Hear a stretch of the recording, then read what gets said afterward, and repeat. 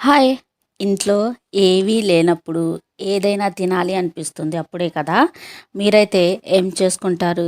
నేనైతే తినాలి అనిపించినప్పుడల్లా ఇలా చిట్టి చిట్టి కాజాలు చేసుకొని ఆస్వాదిస్తూ తింటాను. ఏంటి నేను చెప్తుంటే మీకు గూడా తినాలి అనిపిస్తుందా? ఇంకెందుకు ఆలస్యం ఈ చిట్టి చిట్టి కాజాలు నేను ఎలా చేశానో చూపిస్తాను రండి. ఒక గిన్నెలో 1 కప్ మైదా పిండి, అలాగే చిటికెడు సాల్ట్, చిటికెడు సోడా ఉప్పు, 2 టేబుల్ స్పూన్లు ఘీ వేసేసి కొన్ని వాటర్ అనేది వేసేసి చపాతీ పిండి లెక్క గట్టిగా కలుపుకొని ఒక 10 నిమిషాలు పక్కన పెట్టుకోవాలి. అప్పుడులోగా ఇక్కడ పాకం అనేది ప్రిపేర్ చేసుకుందాము. పాకానికి పొయ్యి మీద గిన్నె పెట్టేసి అరకప్పు షుగర్, అరకప్పు వాటర్ ఈక్వల్ క్వాంటిటీలో తీసుకున్న తర్వాత పంచదార మంచిగా కరిగి జిగురు పాకం వచ్చేంత వరకు మంచిగా మిక్స్ చేసుకోవాలి.